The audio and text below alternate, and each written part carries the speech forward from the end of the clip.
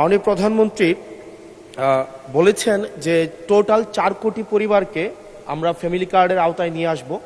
আমরা যদি 4 কোটি পরিবারকে আমরা ফ্যামিলি কার্ডের আওতায় নিয়ে আসি তাহলে আমাদের 1,20,000 কোটি টাকা মাননীয় স্পিকার আমাদের টোটাল হচ্ছে খরচ হবে এবং প্রসিজারাল কস্ট সহ সেখানে 1,34,000 কোটি টাকা হচ্ছে আমাদের বার্ষিক খরচ হচ্ছে। আবার গত সপ্তাহে মাননীয় স্পিকার আমরা ফার্মার্স কার্ডের বিষয়ে জানলাম যে 2,75,00,000 ফার্মার্সকে আমরা ফার্মার্স কার্ডের অধীনে আমরা নিয়ে আসব। মাননীয় সদস্য সরাসরি প্রশ্ন করুন, ভূমিকা বাদ দেন, প্রশ্ন করুন। তো সেখানে 6,875 কোটি টাকা, যেখানে প্রসিজারাল কস্ট সহ 7,000 কোটি টাকা মাননীয় স্পিকার খরচ হচ্ছে।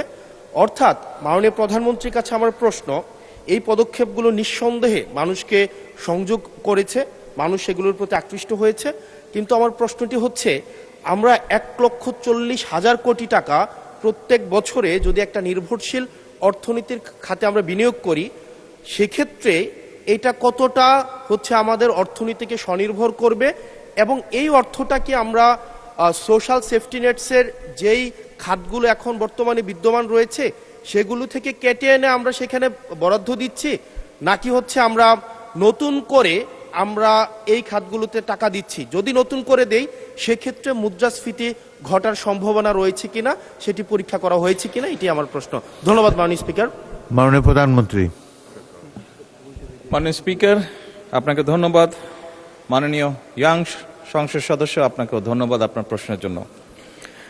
অবশ্যই আল্লাহর কাছে শুকরিয়া, আলহামদুলিল্লাহ, যে আমরা যে ফ্যামিলি কার্ডের কথা জনগণকে বলেছিলাম নির্বাচনের পূর্বে, সেই ফ্যামিলি কার্ডটি মানুষ গ্রহণ করেছে এবং আপনি নিজেও সাক্ষী, আপনি নিজেও সাক্ষী, আপনার নির্বাচনী এলাকাতেও আপনাকেও মহিলারা ঘিরে ধরেছিল ফ্যামিলি কার্ড দেওয়ার জন্য। আপনি উত্তরে বলেছেন যেই মুহূর্তে ফ্যামিলি কার্ড সরকার দেবে আপনি চেষ্টা করবেন তাদেরকে ফ্যামিলি কার্ড ডিস্ট্রিবিউট করার জন্য। মাননীয় সংসদ সদস্য, আপনি নিশ্চয়ই এটি অনুধাবন করতে পারবেন যে 4 কোটি পরিবারকে আমরা ফ্যামিলি কার্ড দিব।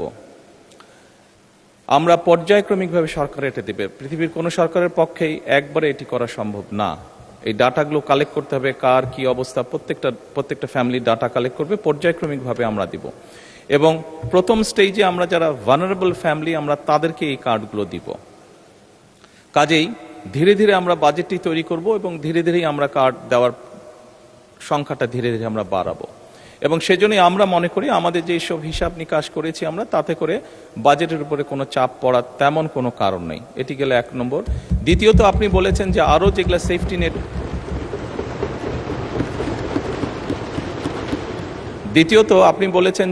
যেগুলো social security safety net program আছে সেগুলির সাথে কনফ্লিক্ট করবে কিনা। মাননীয় সংসদ সদস্য, আপনি যদি দেখেন এই মুহূর্তে যে কটি ধরনের ডিফারেন্ট কাইন্ডের এই ধরনের প্রোগ্রাম আছে, আপনি যদি সবগুলোর অর্থ সহযোগিতা অ্যাড করেন দেখবেন যে ফ্যামিলি কার্ডে যেই 2,500 টাকা দেওয়া হচ্ছে সবগুলো অ্যাড করলে সেটার পরিমাণ না, অর্থাৎ ফ্যামিলি কার্ডে যেই সহযোগিতা দেওয়া হচ্ছে টাকার ভলিউমে সেটা সবচেয়ে বেশি, ভলিউমে বেশি, 2,500 টাকা কোনোটাই। সবগুলোকে একজন মানুষকে যদি সবগুলো সুবিধা দেন এই মুহূর্তে যেগুলো চালু আছে, তাহলে একজন লোক 2,500 টাকার কম পাচ্ছে, বেশি পাচ্ছে না। এবং এর মধ্যে আমরা দেখেছি, এর মধ্যে রিসার্চ করে অনেকগুলো মানুষ আছে বা অনেকগুলো ব্যক্তি আছেন যাদের উপরে রিপিটেশন হচ্ছে, যে একই সুবিধা, কয়েকটি সুবিধা একজন ব্যক্তি পাচ্ছেন। তো সেগুলোকে আমরা কাট ডাউন করবো, সবগুলোকে আমরা কাট ডাউন করবো না, যেগুলো রিপিটেশন হচ্ছে সেগুলোকে আমরা কাট ডাউন করবো। এভাবেই করে আমরা ধীরে ধীরে নিয়ে যাব। আর আপনি ইনফ্লেশনের কথা বলেছেন, আমরা অবশ্যই টাকা ছাপিয়ে দিচ্ছি না, আমরা টাকা ছাপিয়ে দিব না, বরঞ্চ আমরা মনে করি এতে ইনফ্লেশনটা কমে আসবে।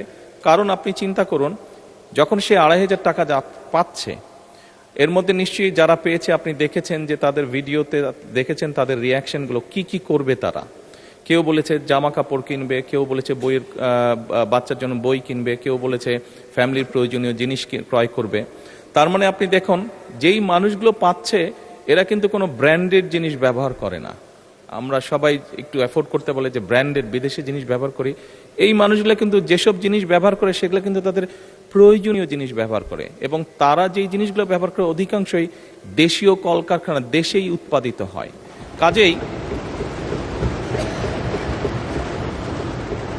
কাজেই মাননীয় সংসদ সদস্য, এই টাকাটা যখন তার কাছে যাচ্ছে, সে যখন খরচ করছে, এই টাকাটা কিন্তু গ্রামীণ ইকোনমিতে ব্যবহৃত হচ্ছে। সে হয় মুরগি কিনছে, সে হয়তো থালা বাসন কিনছে, সে হয়তো গামছা কিনছে, যেই সবগুলো জিনিস, সে তার বাচ্চার যে কাপড় কিনছে, সে তার বাচ্চার জন্য যে বই কিনছে, সবগুলো জিনিস লোকালি প্রডিউস হচ্ছে। তার ফলে যেটা হবে, আমাদের লোকাল ইন্ডাস্ট্রিগুলো ধীরে ধীরে, এই যে 1,64,000 কোটি টাকার আপনি কথা বললেন, এটি সম্পূর্ণভাবে লোকাল ইন্ডাস্ট্রিগুলোতে যাবে, লোকাল ইন্ডাস্ট্রিগুলোকে এগুলো হেল্প করবে।